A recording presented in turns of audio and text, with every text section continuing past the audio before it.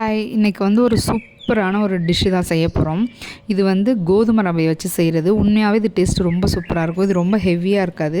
சாப்பிட சாப்பிட இன்னும் சாப்பிட்லாம் அப்படின்ற மாதிரி தான் இருக்கும். நீங்கள் ஒரு டைம் ட்ரை பண்ணி பாருங்கள். ஃபஸ்ட்டு கொஞ்சம் எண்ணெய் ஊற்றிட்டு சோம்பு, வெங்காயம், தக்காளி, பச்சை மிளகா, அதுக்கப்புறம் பார்த்திங்கன்னா ஒரு கைப்பிடி புதினா போட்டு நல்லா வதக்கிடுங்க. வதக்கினதுக்கப்புறம் கேரட்டு, பீன்ஸு, கேப்சிகம் நான் வந்து இன்றைக்கி இந்த 3 காயும் எடுத்திருக்கேன். நல்லா போட்டு வதக்கினதுக்கப்புறம் தேவையான அளவுக்கு மஞ்சப்பொடி, சால்ட் இதையும் போட்டு நல்லா வதக்கிடுங்க. வதக்கினதுக்கப்புறம் என்னென்னு பார்த்தீங்கன்னா, ஒரு மிக்ஸி ஜாரில் கொஞ்சம் பூண்டு, அதுக்கப்புறம் பார்த்திங்கன்னா இஞ்சி, அதுக்கப்புறம் பட்டை, கிராம்பு, இந்த பிரிஞ்சி இலை 3யும் நல்லா ஃபைன் பேஸ்ட்டாக அரைச்சி அதையும் சேர்த்துடுங்க. நல்லா மிக்ஸ் பண்ணதுக்கப்புறம் நீங்கள் எதில் வந்து 1 கப் ரவை எடுக்கிறீங்களோ அதிலே 1½ கப் தண்ணி எடுத்துக்கோங்க. தண்ணி அதிகமாகிடுச்சுன்னா கொல கொலன்னு ஆயிரும். அதுக்கப்புறமா டேஸ்ட் அந்தளவுக்கு நல்லா இருக்காது. ஸோ 1க்கு 1½ தான் ரொம்ப கரெக்டான அளவு.